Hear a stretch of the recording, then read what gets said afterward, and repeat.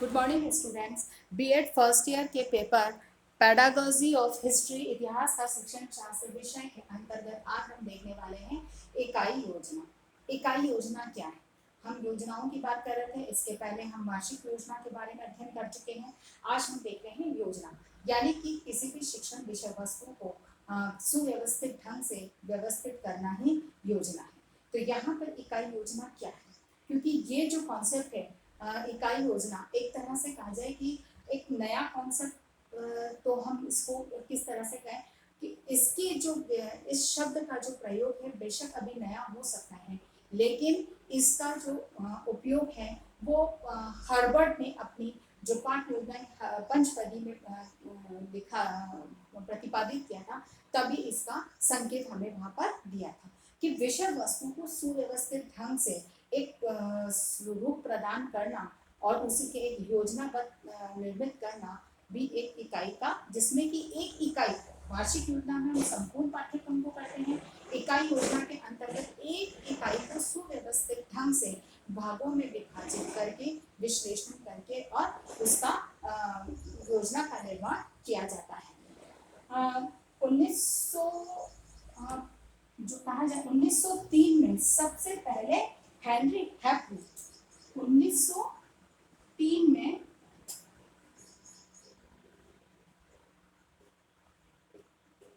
Henry हैपर ने, है ना, हेनरी हैपर ने इकाई इकाई की प्रकृति का निर्धारण, सबसे पहले इन्होंने इकाई की प्रकृति का निर्धारण करते हुए इकाई से संबंधित जो है विषय वस्तु के अनुसार इकाई के अर्थ को स्पष्ट करने का प्रयास किया था। यानी कि सबसे पहले जो था 1903 में हेनरी हैप ने इस चीज को समझा था और इसके अर्थ को समझाने का प्रयास किया था। तो यहाँ पर सबसे हम परिभाषित आधार पर, क्योंकि इकाई योजना को भी हम बात वही है कि सुव्यवस्थित ढंग से विषय वस्तु को क्रमबद्ध रूप से संगठित करना ही इकाई योजना है। तो वही चीज उसके परिभाषित दृष्टिकोण से हम समझेंगे। तो यहाँ हम सबसे पहले जो है प्रेस्टन ने जो इकाई योजना को परिभाषित नहीं किया, उसके संबंध में क्या कहा है उसको समझते हैं। प्रेस्टन के अनुसार इकाई संबंधी विषय वस्तु का इकाई संबंधी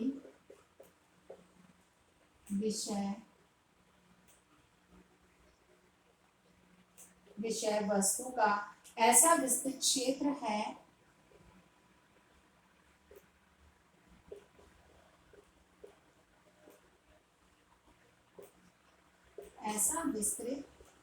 क्षेत्र है जिसका छात्र अध्ययन कर सकता है।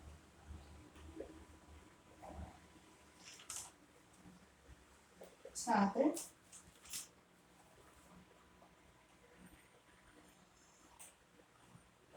अध्ययन कर सकता है। यानी कि इकाई क्या है? संबंधित विषय वस्तु का ऐसा विस्तृत क्षेत्र है। इकाई क्या है? संबंधित विषय वस्तु, जो आपस में एक, मतलब कि ऐसा नहीं कि अलग अलग उठाई गई, एक चीज संबंधित जो विषय वस्तु है उसी का विस्तृत क्षेत्र का अध्ययन जो है, जिसका कि अध्ययन छात्र कर सकता है, उसको इकाई कहा गया है। सैमफोर्ड की परिभाषा के आधार पर हम इसे समझेंगे।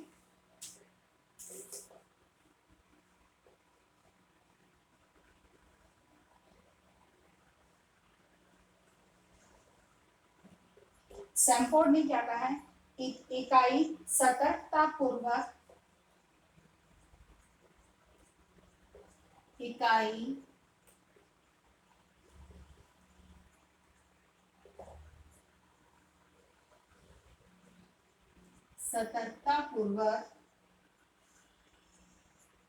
चयन की गई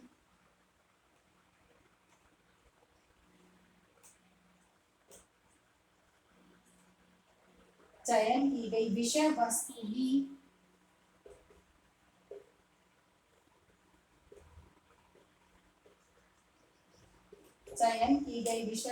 ही वह रूपरेखा है विषय वस्तु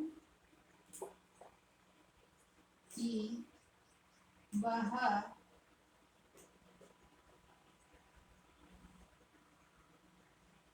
रूपरेखा है जो छात्रों की आवश्यकताओं जो छात्रों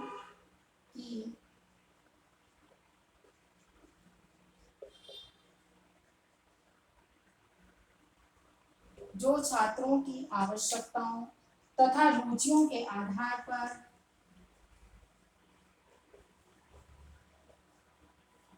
रुचियों के आधार पर अन्य विषय वस्तु से पृथक कर दी गई है। अन्य विषय वस्तु से पृथक कर दी गई है। ठीक है ना। सैनफोर्ड की परिभाषा के आधार पर अगर देखते हैं तो इकाई सतर्कता पूर्वक चयन की गई विषय वस्तु है, यानी कि चाहे इकाई पाठ्य योजना, वार्षिक पाठ्य योजना में, दैनिक पाठ्य योजना में, चाहे इकाई में, विषय वस्तु का चयन बहुत सावधानी पूर्वक और सतर्कता से किया जाना चाहिए, क्योंकि उनकी क्रमबद्धता या आपस में जो है संबंध स्पष्ट रहने चाहिए। तो सतर्कता पूर्वक विषय वस्तु चयन की गई विषय वस्तु की वह रूपरेखा है जो छात्रों की आवश्यकता रुचि के आधार पर अन्य विषय वस्तु से पृथक की गई, यानी कि बालक की रुचि और उसकी क्षमता योग्यताओं के आधार पर ध्यान में रखते हुए, बालक की रुचि योग्यताओं और क्षमताओं को ध्यान में रखते हुए उनको अन्य विषय वस्तु से अलग करके और एक निश्चित रूपरेखा निर्धारित की जाती है, उसे ही हम इकाई योजना कहते हैं। एक और परिभाषा हम देखते हैं एम रिस्क के अनुसार, क्योंकि इन्होंने इस पर विशेष रूप से कार्य अधिक किया है रिस्क में, तो इसकी परिभाषा भी हमें देखनी चाहिए। एम रिस्क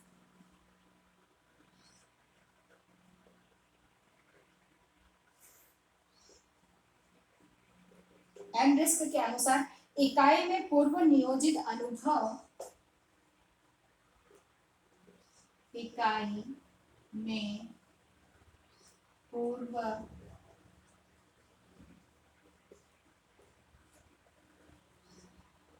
नियोजित अनुभव और क्रियाएं निहित हैं और क्रियाएं निहित है और वह किसी समस्या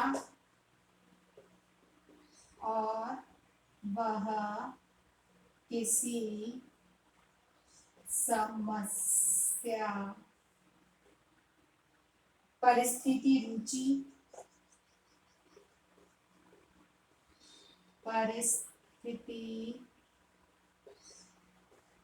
रुचि या वांछित परिणाम पर आधारित है। परिणाम पर आधारित है।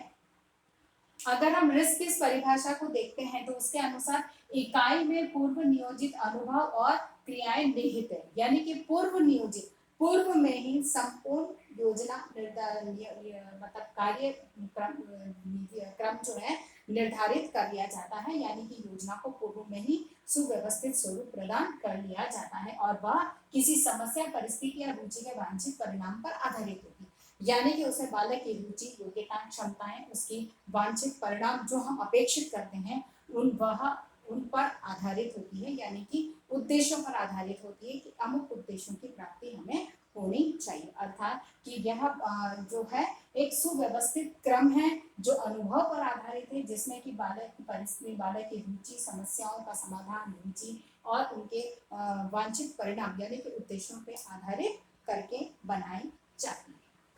अब हम देखते हैं इकाई योजना के प्रकार। इकाई के प्रकार, इकाई के प्रकार।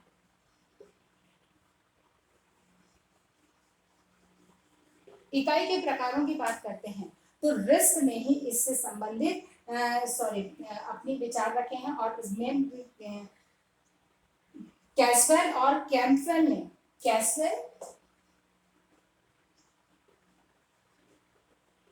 कैस्वेल व कैम्पवेल ने 1935 में इकाई के प्रकारों पर अपने विचार व्यक्त करते हुए दो प्रकार इकाई के बताए हैं। पहला इन्होंने बताया है पाठ्य वस्तु आधारित,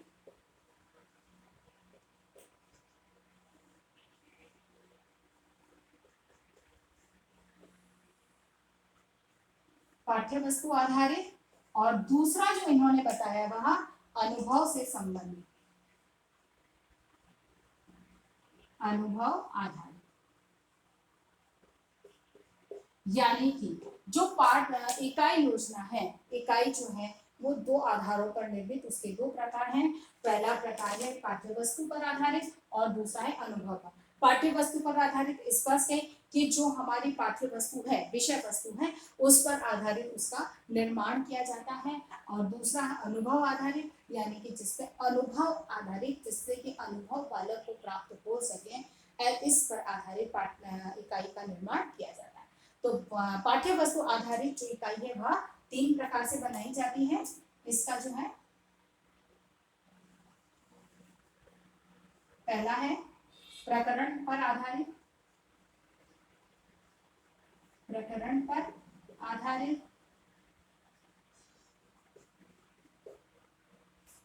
दूसरी है नियम व सिद्धांत पर आधारित, नियम व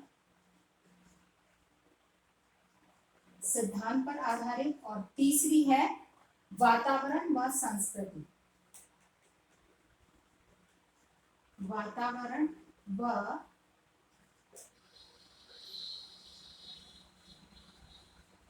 संस्कृति, संस्कृति पर आधारित। ठीक है ना। यानी कि यहाँ पाठ्य वस्तु पर आधारित इकाई भी तीन प्रकार से बनती है। पहला है प्रकरण आधारित, जो अमूमन हम विद्यालयों में बनाते हैं, सिखाते हैं कि पाठ्यक्रम जो एक पाठ का प्रकरण है उस प्रकरण पर आधारित हम इकाई का निर्माण करते हैं। दूसरा होता है नियम और सिद्धांतों पर, यानी कि इस इकाई के अंतर्गत जो नियम सूत्र सिद्धांतों पर आधारित विषय वस्तु उससे संबंधित पाठ इकाई का निर्माण करते हैं। और ये अधिकांश रूप से गणित और विज्ञान जैसे विषयों में जिनमें कि नियम सूत्र सिद्धांतों का उपयोग किया जाता है, अर्थात कि एक समान जैसे नियम है या सूत्र है, उनसे संबंधित समस्त विषय वस्तु को एक साथ रखकर और उसकी इकाई बनाई जाती है।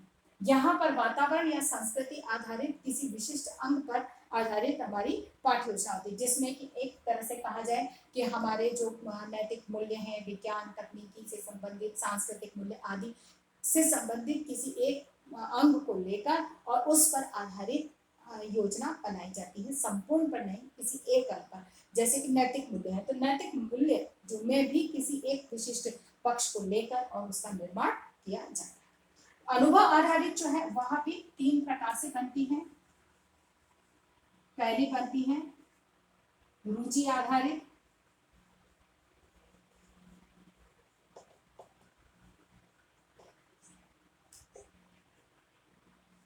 दूसरी है छात्रों के उद्देश्य आधारित,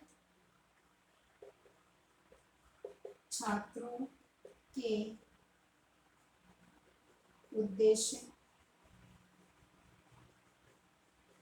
आधारित। और तीसरी जो बनती है वह बनती है छात्रों की आवश्यकता पर आधारित, छात्रों की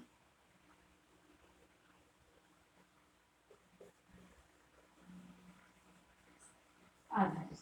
ठीक है ना। ये भी तीन तरह की बनाई जाती है।